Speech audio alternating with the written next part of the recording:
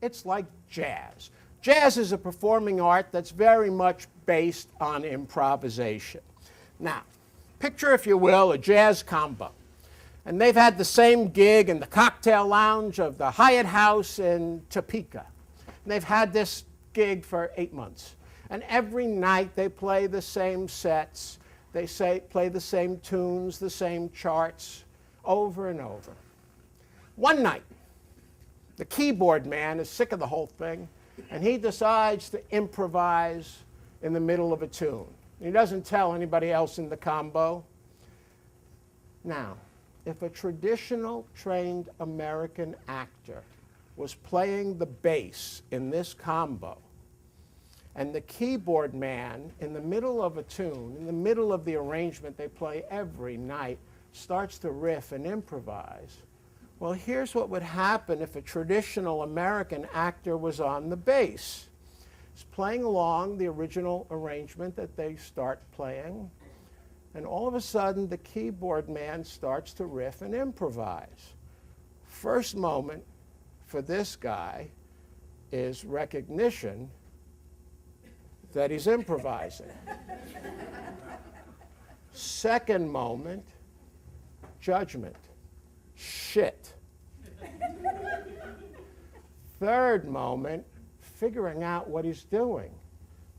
Oh, I see. He's riffing on C-sharp triads. Fourth moment, figuring out what I'm going to do that'll work with C-sharp triads. Well, I'll go up and down an F major scale. Fifth moment, execution. Now, each of those 5 moments may only take 1/10 of a second. All 5 moments, a whole half a second. Well, there's a problem. That's a full half a second behind the present tense. Now, what's the problem with that? The problem is, when you time lag out of the present tense, whether it's 5 minutes or a half a second, you are now killing spontaneity, because spontaneity cannot occur without you being in the present tense. Physiologically impossible. So that little half a second has killed the bass player's participation in a spontaneous fashion. Now, what would a musician, a real musician, not an actor, do in that moment? A real musician is playing along, and at the very moment that something starts to change, the very moment the keyboard man starts to initiate the riff, the bass player's hand is flying to the F major scale and doing it, bypassing all of those other moments. Now, why is it that a musician would do that while the actor adds these other steps that pulls him out of the spontaneity? Well, it has to do with musical training versus acting training. Musicians train with improvisation. And when they go to class, guess what they do? They play their instruments in a music class. What do actors do when they go to an acting class?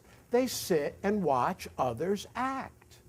Right there, you've got a significant difference. Second of all, musicians rehearse by themselves all the time. They practice. If you know a musician, a real musician, you know how much they sit and practice. Actors don't practice unless they have a specific assignment for a class or a gig. They're not practicing. Musicians also get together and jam with each other. They gig, even if it's not a real gig. They just get together in somebody's living room and they play. Actors don't do that unless they're preparing a scene for a specific thing, or they're in some group, an improv group perhaps, that they go to. Now, you add all of this up and you find that musicians are trained, physically trained in how to improvise. And the American actor is not trained to improvise acting.